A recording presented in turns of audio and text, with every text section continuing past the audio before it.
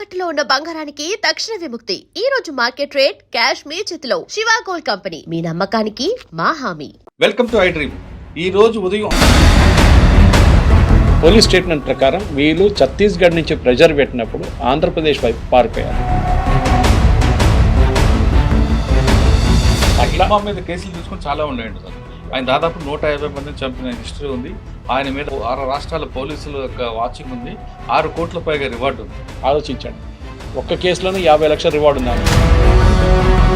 దీనికి ఈ was a very tough fighter. Technical intelligence చాలా కశ్మీర్లో ఉన్న టెర్రరిస్ట్ ట్యాకిల్ చేస్తున్నప్పుడు చాలా మటుకు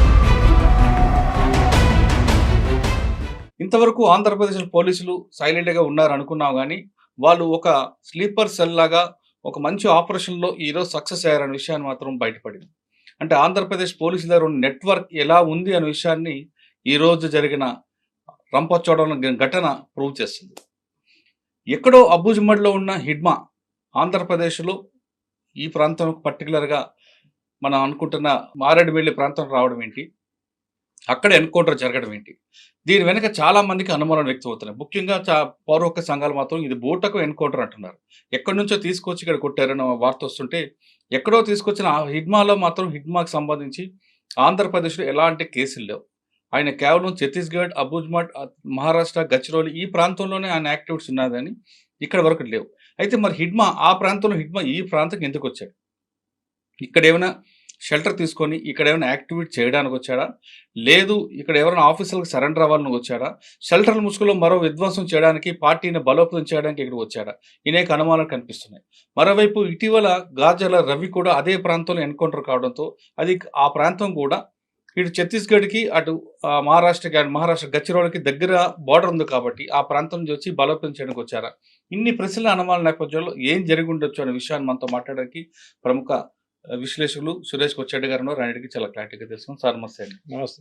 ఈరోజు మంగళవారం ఉదయం 6 గంటలకి రంపచోడవరంలో ఒక టైగర్ పార్క్లో తుపాకుల చప్పుడు, అందులో 6 మావోయిస్టులు చనిపోయినట్లుగా వార్త.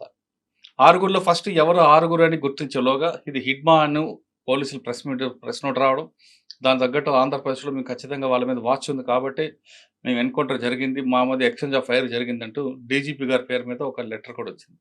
వెంటనే హిడ్మా ఫోటో కూడా వచ్చింది. మిగతా 5 ఎవరు అని చర్చించేలోగా కాసేపట్లో హిడ్మా భార్య అని, హిడ్మా సెక్యూరిటీ వాళ్ళని వచ్చాయి. ఈ పార్ట్ 6 నుంచి 8 గంటల 9 గంటల వరకు జరుగుతున్న నేపథ్యంలోనే విజయవాడలో మరో వార్త కలకలం రేపింది. విజయవాడ కానూరు సమీపంలో ఒక ఇంట్లో మావోయిస్టులు తలదాచుకున్నారని, విజయవాడతో పాటు ఏలూరు, కాకినాడ వాళ్ళు తలదాచుకున్నారని, ఆ ప్రాంతంలో మాకు ఇన్ఫర్మేషన్ వచ్చింది కాబట్టి మేము రైళ్లు చేసాం. విజయవాడలో 25 మంది, ఏలూరు దగ్గర ఒక 10 మంది, కాకినాడలో మరికొంతమంది దొరికారంటూ మరొక వార్త వచ్చింది. దానికి దీనికి లింక్ ఉందా, లేదు ఈ విధంగానే స్క్రీన్ ప్లే లేరా అన్నది ఒక వార్త పక్కన పెడితే, హిడ్మా అనే వ్యక్తి సెంట్రల్ కమిటీ మెంబరు. ఆయన చుట్టూ దాదాపు 3 లేయర్స్ సెక్యూరిటీ ఉంటుంది. AK-47లతో ఉంటారు వాళ్ళు. అటువంటి వ్యక్తి 6తోనే ఎలా వచ్చాడు బయటికి? ఇక్కడ దొరికిన వాళ్ళందరూ కూడా Hidma gang, Hidma security guard అంటే పోలీసులు చెప్తున్నారు. అంటే మెయిన్ వ్యక్తిని సెంట్రల్ కమిటీ మెంబర్ని పక్కన పెట్టి ముందు వీళ్ళు ఎందుకు వస్తారు? ఇన్ని చాలా అనుమానం కనిపిస్తున్నాయి. మీకున్న సమాచారం ప్రకారం ఏం జరుగుతుండొచ్చు? ఈ న్యూస్ మురళి గారు, మీరు ఒకటి న్యూస్ ఉంటారు, నేషనల్ లెవెల్లో వైరల్ అయింది. ఫస్ట్ లోకల్ లెవెల్లో వైరల్ అయ్యాను. మహేష్ కుమార్ లాడా గారు ప్రెస్ కాన్ఫరెన్స్ అడ్రస్ చేసే ముందే నేషనల్ లెవెల్లో చాలా మటుకు ఇది సెన్సేషన్ క్రియేట్ చేసింది. అన్ని మీరు ఏ ఛానల్ అయినా చూడండి, అందరు కవర్ చేశారు. హిడ్మా అంటే టాప్ మోస్ట్ లీడర్ కదా, అందుకోటి సీనియారిటీ చూస్తే junior leader in terms of hierarchy కాదు, ఏజ్ వైజ్ అన్నమాట.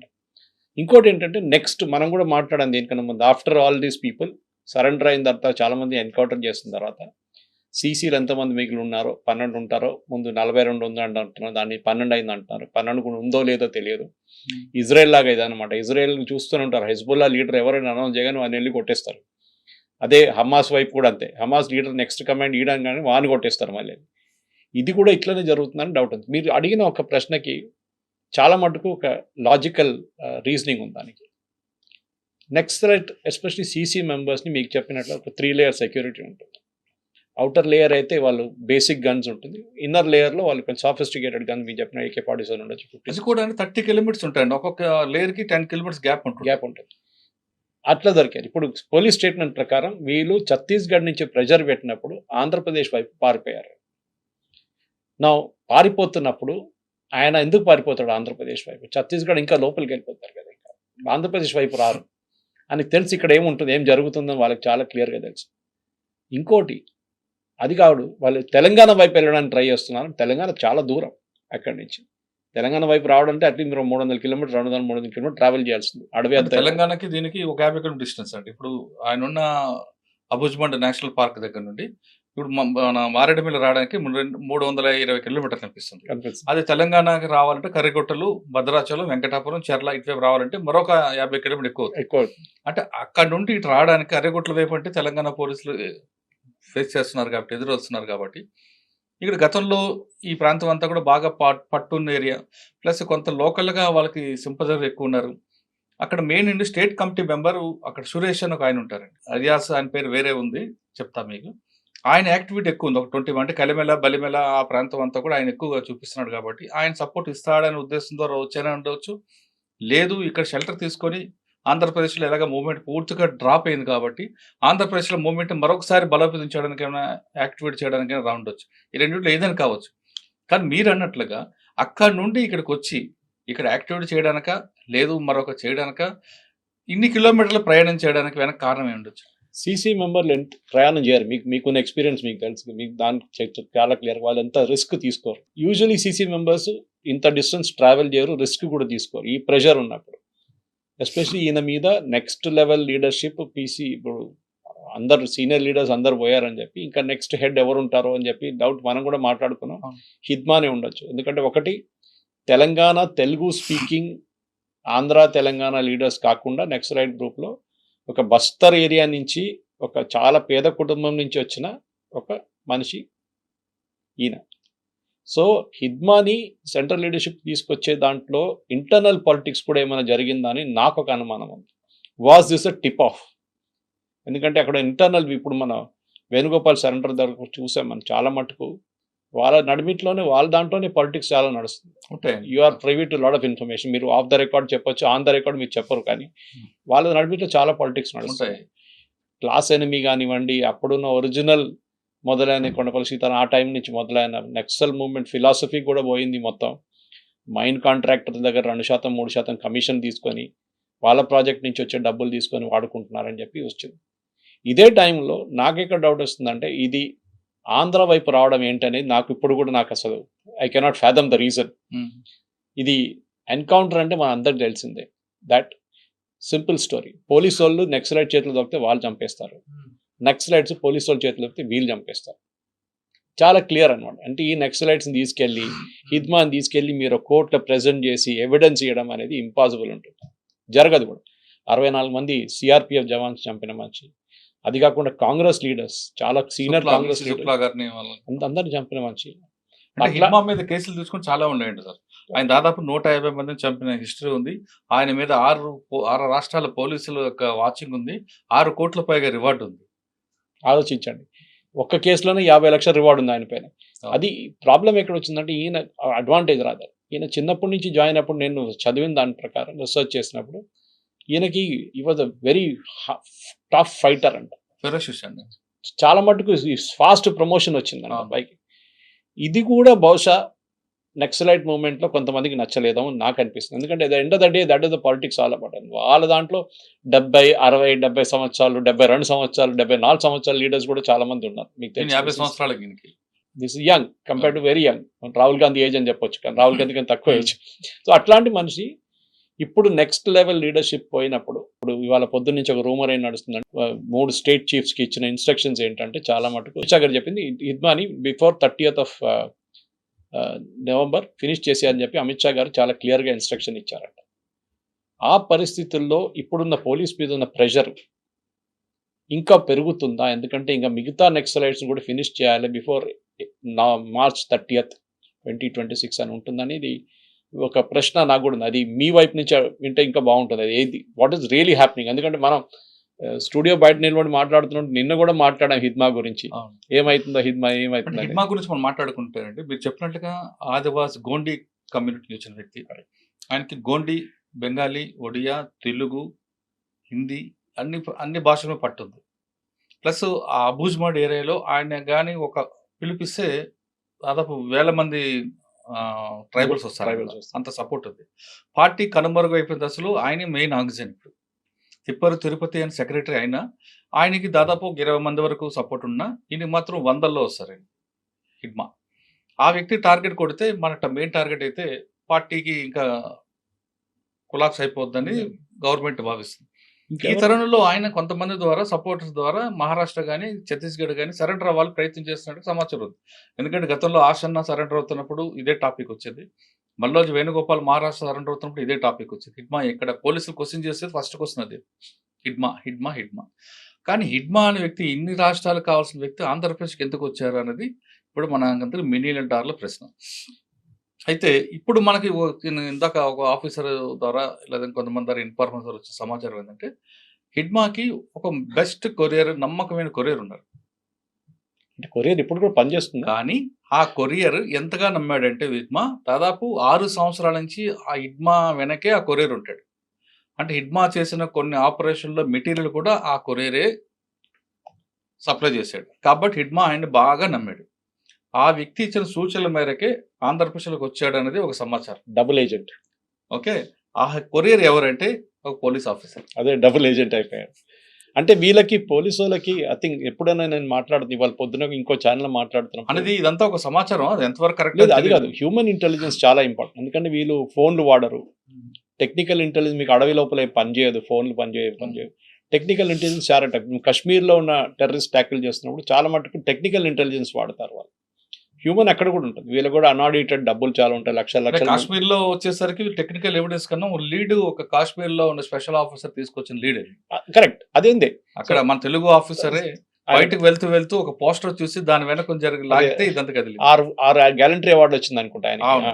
సో కానీ ఒరిజినల్ ఇప్పుడు ఆర్మీ చేస్తున్న ఆపరేషన్లో కానీ ఎంఐ వాళ్ళ మిలిటరీ ఇంటెలిజెన్స్ ఉన్నప్పుడు ఎవరో ఇక్కడ కార్గిల్ వైపు నుంచి మనం చూసే ఆ టైంలో మళ్ళీ ఇప్పుడు పెహల్గాం తర్వాత కూడా అడవి లోపల ఉన్నారని చెప్పి అక్కడ వెళ్ళి కొట్టారు వీళ్ళు ఆపరేషన్ మహాదేవ్లో. ఈ ఇంటెలిజెన్స్ అనేది ఆంధ్రప్రదేశ్, ఉమ్మడి ఆంధ్రప్రదేశ్లో, తర్వాత ఉన్న ఆంధ్రప్రదేశ్ తెలంగాణలో కూడా నేను మాట్లాడుతున్నప్పుడు కొంతమంది పోలీస్ ఆఫీసర్స్తో వాళ్ళేమంటున్నారంటే ఇంటెలిజెన్స్ వైఫ్ న్యూట్రల్ సిఆర్పిఎఫ్ గురించి మాట్లాడుతున్నారు. సిఆర్పిఎఫ్ ఆఫీసర్ మాట్లాడడం అంటే తెలంగాణ ఆంధ్రప్రదేశ్ దగ్గర ఉన్న ఇంటెలిజెన్స్ చాలా సూపర్ ఉంది.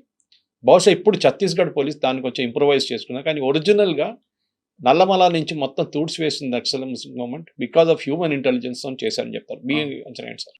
అంటే మీరు చెప్తున్నప్పుడు నల్లమల టాపిక్ వచ్చింది కాబట్టి నేను చెప్పిన ఛత్తీస్గఢ్కి హిడ్మాకి సంబంధించిన కొరియర్ కూడా గతంలో నల్లమలలో పనిచేసిన ఆఫీసర్. అక్కడ కూడా కనెక్షన్ ఉంది. అక్కడ ఆయన ఇంటెలిజెన్స్ బాగుంది కాబట్టి నల్లమలలో పూర్తిగా వాష్అవుట్ అయిపోయింది.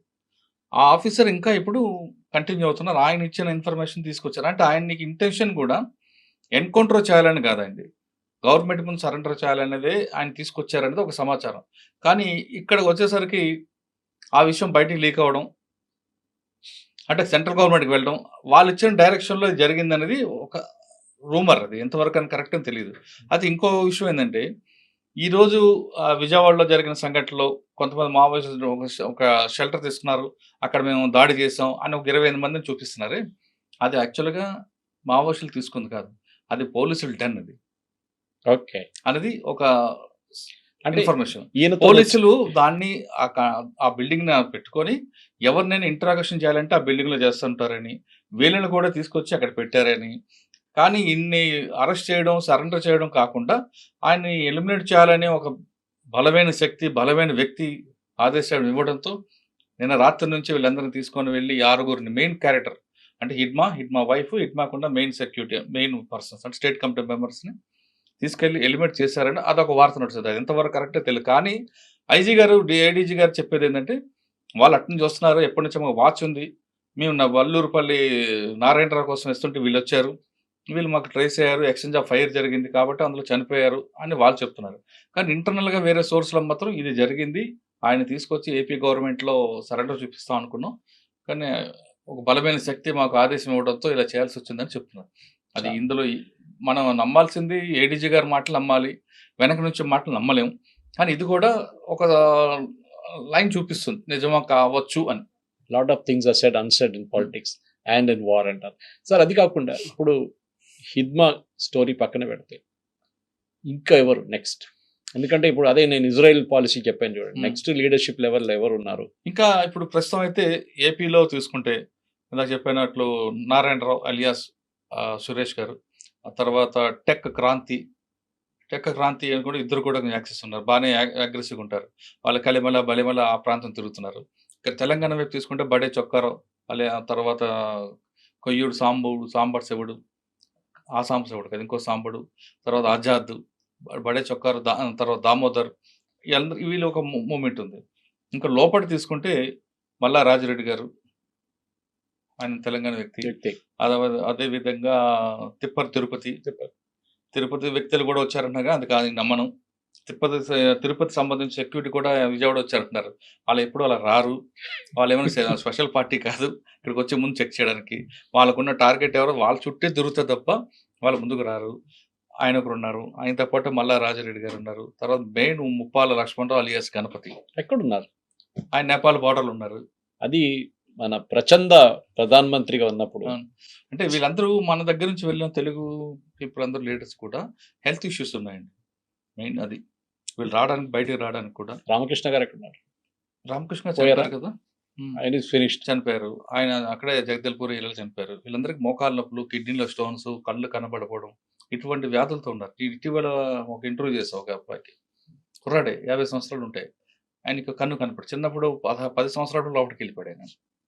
చందర్ అని ముగ్గురిచెల రాజు, ఆయన కన్ను కనబడదు. వాళ్ళ వైఫ్ అందులో పెళ్లి చేసుకున్నాడు. ఆమె జంతన్ సర్కార్కి మెయిన్ లీడర్, ఆవిడ పాపం లివర్ ప్రాబ్లం. వీళ్ళ డాక్టర్ ని కూడా ట్రేస్ చేసుకుంటారు పోలీసు వాళ్ళు, ఎవరు ట్రీట్ చేస్తున్నారు వీళ్ళ అంటే వాళ్ళకు మెయిన్ స్పెషలిస్ట్ దగ్గర రాలేరు, ఎవరు ఆర్ఎంపీ డాక్టర్కి వెళ్తారు. వాళ్ళు ఏదో మందులు ఇస్తారు, ఆ మందులు తీసుకుంటారు, దానివల్ల ఎక్కువ సైడ్ ఎఫెక్ట్స్ అవుతాయి తప్ప వీళ్ళకి పర్మనెంట్ సొల్యూషన్ దొరకదు. ఎందుకంటే మైదాన ప్రాంతంలో రావాలి, డాక్టర్ దగ్గరికి వెళ్ళాలి, పోలీసులు నిఘా ఉంటుంది. అందుకు ఆ సరౌండింగ్లో ఎవరు ఉన్నారు, ఆర్ఎంపీ డాక్టర్ దగ్గరికి వెళ్తారు, లేదా ఎవరి ద్వారా మెసేజ్ తెప్పించుకుంటారు. కానీ డాక్టర్ అనే వ్యక్తి చూడాలి, చూసిన తర్వాత ట్రీట్మెంట్ ఇస్తేనే దానికి ఒక సొల్యూషన్ ఉంటుంది. దండకారణ్య బెల్ట్ లో ఇప్పుడు ఎక్కడ మిగిలింది? Bihar is out. బీహార్ లో కూడా మొన్న గతంలో 6-8 సీట్లు గెలిచారు సిపిఐ. ఈసారి అది కూడా లేదు. ఇంకా జార్ఖండ్ లో ఉన్న గ్యాంగ్ కూడా, మావోయిస్ట్ పార్టీస్ కూడా వాళ్ళు ఎక్స్టార్షన్ గ్యాంగ్ గా మారిపోయారు కాబట్టి ఆ కోల్ మాఫియాలో పడ్డారు. వాళ్ళు ఎవరినైనా ఎలిమినేట్ చేయడం దాంట్లో ఉన్నారు కాబట్టి అక్కడ కూడా రూల్ట్ అయిపోయింది. ఎక్కువ ఉన్నది ఛత్తీస్గఢ్, కొంచెం బార్డర్ మహారాష్ట్ర, గచ్చిరోలి. మహారాష్ట్ర పోలీసులు ఎన్కౌంటర్ ఎక్కువగా ప్రయారిటీ ఇవ్వట్లేదు. వాళ్ళు ఖచ్చితంగా సరెండర్, వాళ్ళకి కావాల్సిన. మహారాష్ట్ర గచ్చిరోలిలో ఇంకొక గొప్పతనం ఉందండి, సరెండర్ అయిన వాళ్ళందరూ కూడా కాలనీ కట్టించారు. నేను చూసా గచ్చిరోలిలో 150 బిల్లు ఒక మంది ఇందిరమ్మ ఇల్లు లాగా ఉంటాయి, ఇండిపెండెంట్ హౌస్లు. వాళ్ళందరికీ జాబ్లు ఇచ్చారు, ఇల్లు ఇచ్చారు. అంటే మిగతా వాళ్ళు కూడా ఒక సరెండర్ కాలనీ దాని పేరు పెట్టారు. ఇక్కడ మన దగ్గర లేదు, కానీ గచ్చిరోలిలో ఉంది. అదేవిధంగా మీరు ఛత్తీస్గఢ్ తీసుకోండి, జగదల్పూర్, బస్తర్, కాంకేర్, ఈ ప్రాంతంలో కూడా ఎన్కౌంటర్లకు ప్రయారిటీ ఇవ్వట్లేదు, వాళ్ళు కూడా సరెండర్ చూపిస్తున్నారు. ఒకప్పుడు 2016లో ఛత్తీస్గఢ్లో ఎన్కౌంటర్లే ప్రయారిటీ ఉండేది, కానీ ఇప్పుడు తగ్గిపోయి సరెండర్కి ఎక్కువ ఇస్తున్నాం. మన ఆసన తీసుకోవచ్చు. అంటే ఆ ప్రాంతంలో కూడా ఛత్తీస్గఢ్, కాంకేర్, తర్వాత ఇంకొన్ని 2-3 జిల్లాలు, గజియాబాద్, గరియాబాద్, పక్కన ఒడిశాకు సంబంధించిన నవపడ అనే విలేజ్ ఉంటుంది. ఈ ప్రాంతంలో ఉన్న ఆఫీసర్లు అందరూ కూడా యంగ్ ఐపీఎస్ ఉన్నారు, అందరూ కూడా తెలుగు వాళ్ళే. వాళ్ళు ఏం చేస్తున్నారంటే సరెండర్ ఎన్ని రకాలు చేయాలో, మీకు ఇన్ఫర్మేట్ అంటే చాలు వెచ్చలు డబ్బులు ఇస్తున్నారు. వాళ్ళకున్న టెక్నాలజీ వేరేగా ఉంది. దాంతో ఇప్పుడు మీకు ఇంత గతంలో నవపడ తీసుకోండి, అక్కడ రాఘవేందర్ అనే ఒక ఐపీఎస్ ఆఫీసర్ ఉంటుంది, తెలుగు ఆయన, ఎక్సలెంట్ వర్క్ చేశాడు ఆయన. తర్వాత పక్కనే కాంకేర్ ఉంటుంది, కాంకేర్లో ఒక ఆఫీసర్ ఉన్నారు, తెలుగు ఆఫీసరే, అని పేరు మర్చిపోతున్నా, ఆయన కూడా ఎక్సలెంట్ వర్క్. ఇంకా కాంకేర్కి జగదల్పూర్కి మధ్యలో ఒక ఆఫీసర్ ఉంటారు, ఆయన అక్షయ్ అని ఒక ఆయన ఉండేవారు, ఇప్పుడు డీసీపీ రాయ్పూర్. ఆయన ఎక్స్ట్రానిటీ వర్క్ చేశాడు. అన్నిటికన్నా ఇంపార్టెంట్, ఇప్పుడు మొన్న రాషన్న దొరికిపోయిన టాస్క్లో ఒక స్మృతి రాజనాల అని వరంగల్ కుర్రాడు ఉంటాడు, ఐపీఎస్ ఆఫీసర్, జగదల్పూర్కి టాస్క్. ఆయన ఇచ్చిన దీంతోనే 200 మంది విత్ వెపన్స్ వచ్చారు. మోటివేట్ చేసి అంతా చేశాడు ఆయన ఎన్కౌంటర్లు ప్రోత్సహించాడు ఆయన. అంటే వీళ్ళందరూ ఆఫీసర్లు ఏమవుతున్నారంటే వాళ్ళు మన మనుషులే. అంటే ఇక్కడ 2 కోణాలు కనిపిస్తుంటాయండి, హ్యూమన్ యాంగిల్ అది. అంటే నక్సల్స్ మూవ్మెంట్ అనేది లా అండ్ ఆర్డర్ ఇష్యూవా, సోషియో ఎకనామిక్ ప్రాబ్లమా అనేది చర్చ వచ్చింది వాళ్ళలో.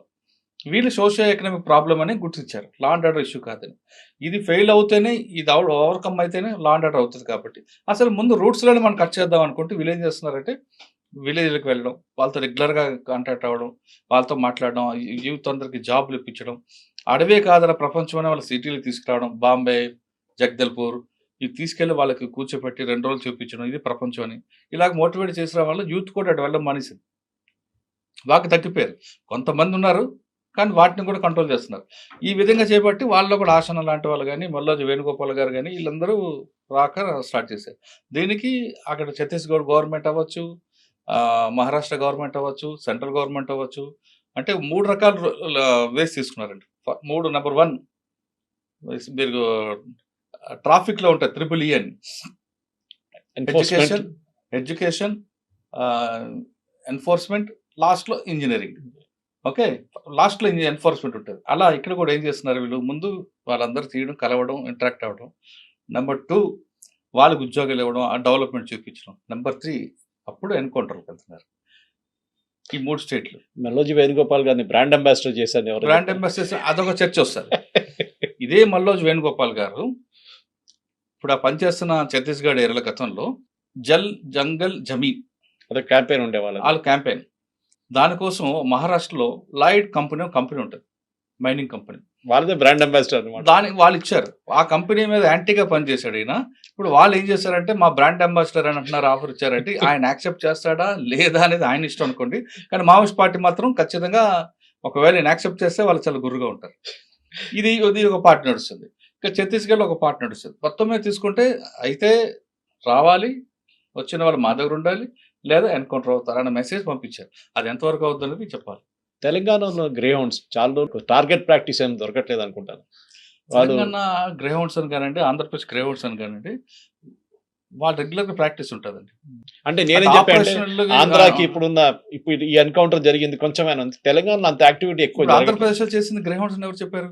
కాదే, కొత్త గ్రూప్ ఎవరు ఉన్నారా? లేదు, పోలీస్ గ్రూప్ అండి, రెగ్యులర్ గ్రూప్. అది వీళ్ళు వెళ్ళి ఆపరేషన్ చేయ, రియల్ ఎన్కౌంటర్ అంటే ఆపరేషన్ కి వెళ్ళాలి, అంత పెద్ద కథ ఉంటుంది. ఇది అంతే. ఇంకోటి సార్, కె వ్యాస్ గారు, ఉమేష్ చంద్ర గారు, వీళ్ళందరూ మీరు చెప్పిన ఈ పేర్లు చిన్న ఇప్పుడున్న ఐపీఎస్ ఆఫీసర్, కానీ వాళ్ళకంతా రోల్ మోడల్ వాళ్ళు ఉండేవాళ్ళు.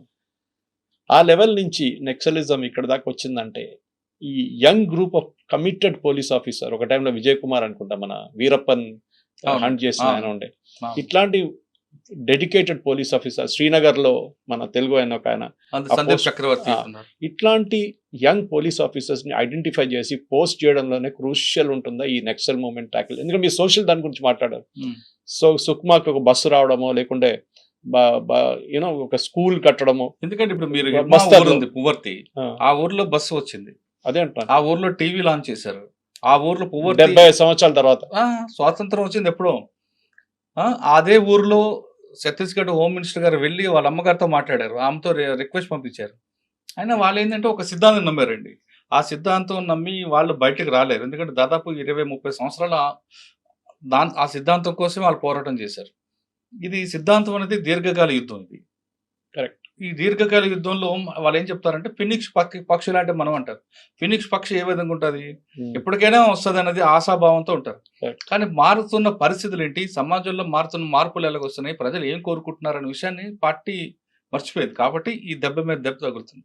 అదే వాళ్ళు కేవలం ఆదివాసీలకు ఏ విధంగా డెవలప్ చేశారో, వాళ్ళు రాజకీయ చైతన్యం కల్పించారో, అదేవిధంగా మిగతా సమాజం చుట్టుపక్కల మైదాన ప్రాంతాల్లో ఉన్న సమస్యల మీద గుర్తించి అక్కడ కూడా వాళ్ళని మోటివేట్ చేయడంలో, అంటే మిగతా మావోయిస్ట్ పార్టీ వస్తే కాదు, వాళ్ళకు ముందు ఫ్రంట్ ఆర్గనైజేషన్ ప్రజా సంఘం అవి విఫలమైనది చాలా క్లారిటీ ఒకటి. ప్రజా సంఘం మొన్న ఒక మాజీ మావోయిస్ట్ కూడా ఇంటర్వ్యూలో ఆయన ఒప్పుకున్నాడు కూడా, ట్రేడ్ యూనియన్ పార్టీకి మెయిన్ లీడర్ పట్టు ట్రేడ్ యూనియన్స్, కార్మికులు వాళ్ళకి. సిటీలో అన్ని ప్రాంతాల్లో కూడా మీకు ఎర్ర జెండా కనిపిస్తుంది, ప్రతి కంపెనీ దగ్గర కూడా. ఓకే, మీకు మావోయిస్ట్ పార్టీ లీడ్ చేస్తున్న ఛత్తీస్గఢ్ కానీ మహారాష్ట్రలో కానీ కంపెనీలో ఒక్కరు ఎర్ర జెండా కనిపిస్తుంది. దానికి కారణం ఏంటంటే ఫెయిల్ అయ్యాను ఆయన ఒప్పుకున్నాడు. అంటే వాళ్ళు ఇనిషియల్ స్టార్ట్ చేసిన మూమెంట్ నాకు ఇప్పుడు కూడా మురళి గారు గుర్తుంది. సికాసా తీసుకోండి, సింగరేణి కార్మిక సంస్థ, అది చెప్పడానికి సింగరేణి ఇప్పుడు అక్కడి నుంచి వచ్చిందండి పార్టీ. అది మరి అదే సికాసాలో ఉన్న పనిచేస్తున్న వ్యక్తి పుల్లూరు ప్రసాదర్ గారు ఛత్తీస్గఢ్లో ఉన్నాడు, కర్రెలగుట్ట ప్రాంతం ఉన్నారు ఆయన. మరి ఏది అక్కడ ఉన్న మైనింగ్ కంపెనీ దగ్గర ఒక జడ్డ ఎందుకు ఎగరదంటే ఆన్సర్ లేదు, ఫెయిల్ అయ్యమంటున్నారు. అందుకని నేను ఉస్మానియాలో చదువుతున్నప్పుడు ఆ టైంలో పీడిఎస్యు, ఆర్ఎస్యు వీళ్ళందరూ ఫ్రంటల్ ఆర్గనైజేషన్స్ ఉండే రిక్రూట్మెంట్ చాలా మాట. రాడికల్స్ లేదు. రాడికల్ ఉస్మానియా యూనివర్సిటీ కానీ, కాకతీయ కానీ, ఆ టైంలో ఆర్ఈసి వరంగల్ కానీ, ఇక్కడి నుంచే ఇంజనీర్స్ యూజువల్లీ వీళ్ళు వాళ్ళ మీద నిఘా ఉంటుంది, ఎప్పుడు వాళ్ళనే రిక్రూట్ చేస్తారు, వాళ్ళనే చేస్తారు. ఇప్పుడు వినబడుతుంది ఏంటంటే మురళి గారు, అండ్ యూ కెన్ కరెక్ట్ మీ, ఈ బాటమ్ ఎండ్ నుంచి రిక్రూట్మెంట్ జరగట్లేదు. అవును. బాటమ్ ఎండ్ నుంచి కొత్త రిక్రూట్స్ వీళ్ళకి దొరకట్లేదు. One of the main reason naxalism fail అవుతుంది ఏంటంటే ఈ యంగ్ క్రాప్ ఇప్పుడు రావట్లేదు. వాళ్ళకి ఉద్యోగం వస్తూనే వాళ్ళు ఐటీ కంపెనీలో పనిచేస్తున్నారు, లేకుంటే ఫార్మాలో పనిచేస్తున్నారు, లేక ఎక్కడైనా పనిచేస్తున్నారు, కానీ దే ఆర్ నాట్ అట్రాక్ట్. అడవికి వెళ్ళి ముందున్న ఆ ప్యాషన్ మీరు చెప్పినట్ల అక్కడ వెళ్ళి ఉండడము, ఆ కష్టం 20, 30, 40 సంవత్సరాలు అడవిలో ఉండంటే ఇట్స్ నాట్ ఎ జోక్. ఆ కష్టం అండ్ టెన్షన్ ఎప్పుడు కొడతారో అని తెలియదు, అది ఇంకో టెన్షన్. పోలీసు వాళ్ళు ఇదన్నీ పెట్టుకొని ఇప్పుడు ఈ కొత్త క్రాప్ రాకపోతే అదే కారణం ఉండొచ్చు ఇప్పుడు ఈ నక్సలిజం మొత్తం ఫినిష్ కావడానికి. అంటే మనం ఒకసారి వెనక్కి వెళ్ళాం అనుకోండి, 1969 నక్సల్స్ ఉద్యమం, రైతాంగ పోరాటం వెళ్ళామంటే అప్పుడున్న పరిస్థితులు వేరేగా ఉంటాయి. అప్పుడు పెత్తందారులని, భూస్వామ్య వ్యవస్థలు ఇవన్నీ ఉండేవి కాబట్టి ఆలో కసి వచ్చింది. ఓకే, అప్పుడులో చదువుకున్న మీరు చెప్తున్న కొండపల్లి సీతారామయ్య గారు కావచ్చు, లేదంటే మల్లోజు వేణుగోపాల్ కానీ, వాళ్ళ అన్నయ్య మల్లోజు కోటేశ్వరి, అందరూ అగ్రవర్ణాలు, Brahmins. Correct, that is surprising actually. Brahmins కుటుంబం. ఇప్పుడు జంపాన్ ఉన్నారు, అన్న రెడ్డి. అక్కడ కులం లేదు, అక్కడ మతం లేదు, సమాజ సేవ అనే స్పృహతోనే వచ్చిన వాళ్ళందరూ. వాళ్ళు ఇంజనీరింగ్ చదివిన వాళ్ళు, ఆర్ఎస్సీ స్టూడెంట్స్, నిట్ స్టూడెంట్స్, ఇటువంటి స్టూడెంట్స్ అందరూ కూడా వచ్చారంటే వాళ్ళకి సమాజంలో ఏదో జరుగుతుంది, ఆ అన్యాయాన్ని పంపించాలి, బయటికి పంపించాలి, సామాన్యుడికి మంచి న్యాయం చేయాలి, బడుగు బలహీన వర్గాల అభివృద్ధి కోసం మనం ఖచ్చితంగా పోరాటం చేయాలని వాళ్ళు రక్త సంబంధం కన్నా వర్గ సంబంధం గొప్పదని నమ్మే జనరేషన్ అది. అంటే రక్త సంబంధం కాదు, వర్గ సంబంధం. ఆ వర్గ సంబంధంలోనే తల్లిని చూస్తాం మేము, మా అమ్మ నాన్న అందులో ఉంటారు, నాకు రక్త సంబంధం కాదని అలా నమ్మి అప్పుడున్న పరిస్థితులకు అనుగుణంగా దాంతోపాటు గద్దర్ గారి పాటలు, ఒక పాట ఆయన గద్దర్ పాడారంటే ఆ పాటకి చాలా మంది చెవులు కోసుకుని వచ్చి ఉండేవారు అంతే, మా ఏరియా నుంచి, ఆల్వాల్ నుంచి. అటువంటి వ్యక్తులు పాటలు ఆ ప్రభావంతో పార్టీలో మన పార్టీలు కాదు చాలా మంది పార్టీ వైపు వెళ్ళారు. వెళ్ళిన తర్వాత వాళ్ళు ఎంచుకున్న లైన్ ఇదే కరెక్ట్ అనుకుని సంవత్సరాలతో బట్టి ఉండిపోయారు వాళ్ళు. కష్టమైన నష్టమైన మీరు మనం ఇంత మాట్లాడుతాం కదండి, ఒక రోజు కరెంట్ లేకుండా ఉండగలమా? అది కరెక్ట్. ఒక గంట ఉండగలమా? యూస్డ్ అయిపోయాం మనం, అది ఉండవు. కానీ వాళ్ళు కరెంట్ లేని సంవత్సరాలు ఉన్నారు వాళ్ళు. ఇంట్లో మనకి ఒక చిన్న బొద్దింక బాత్రూమ్ కనబడుతున్నా బాబోయ్ అని అంటాం, వాళ్ళ చుట్టూ పాములు తిరుగుతుంటాయి. మనం మినరల్ వాటర్ తాగం, అది లేకపోతే తాగలేం మనం. కానీ వాళ్ళ చెరువులో నీళ్ళు తాగుకొని ఉంటారు, ఒకసారి నీళ్ళు లేకపోతే మూత్రం తాగుతారు వాళ్ళు. మనకి 3 పూట్ల బిస్కెట్స్ కావాలి, తిండి కావాలి, అన్నీ కావాలి. వాళ్ళకి ఏ టైంకి ఇస్తారో ఆదివాసులు పంపిన భోజనమే భోజనం. ఏమి దొరకకపోతే చింతపండు అది కలుపుకొని తినే రోజులు ఉంటాయి. ఇలా ఇటువంటి కష్టాలండి. దేనికంటే ఎప్పటికైనా మన పార్టీ సాధిస్తాం, ఖచ్చితంగా మనం బడుగు బలహీన వర్గాల కోసం మన పార్టీ సిద్ధాంత వరకు వెళ్తారండి. ఆ ఎంచుకోవడం లైన్లోనే వాళ్ళు అప్పుడున్న సమస్య వేరు. తర్వాత జనరేషన్ వచ్చింది, మన జనరేషన్. కరెక్ట్. మన జనరేషన్ వచ్చేటికి మనకి సెల్ ఫోన్లు వచ్చాయి, మనం కొంచెం డెవలప్ అయ్యాం. మనం సెల్ ఫోన్ లేక ఇప్పుడున్న జనరేషన్ అయితే మన తర్వాత జనరేషన్కి వచ్చేసరికి సెల్ ఫోన్లు, ఈ డ్రగ్స్, వీటి మీద మనం ఎక్కువగా డిపెండ్ అవుతున్నాం. మన ఫోన్ లేకపోతే ఇన్నాళ్ళు ఇప్పుడు ఉండగలమా? ఉండలేము. ఈ ఫోన్ లేని అడవిలో ఉండగలరా? చేతుల్లో ఫోన్ లేకుండా ఉండలేడు. ఫోన్ లేకపోతే జనరేషన్ మన బ్యాగ్ మనమే మోసుకోం. కానీ అక్కడ పార్టీలో 40 కేజీలు అంటే ఆడ కిట్ బ్యాగ్తో పాటు ఆయనకి ఎవరు బాధ్యుడో ఆయన బ్యాగ్ కూడా పాటు వెపన్ కూడా మోసుకొని అడవులు ఎక్కాలి. ఎక్కగలరా? లేరు. మనం కిలోమీటర్ కేబీఆర్ పార్క్ తిరిగి వచ్చేసరికి మనకు ఆయాసం వస్తుంది. వాళ్ళు రోజుకి 10 నుంచి 12 కిలోమీటర్లు నడుస్తారు నడక. అది కూడా కొండలు ఎక్కి దిగడం, మామూలుగా ప్లెయిన్ ఏరియా కాదు, ఏ రాయి ఉంటుందో ఎక్కడో తెలియదు.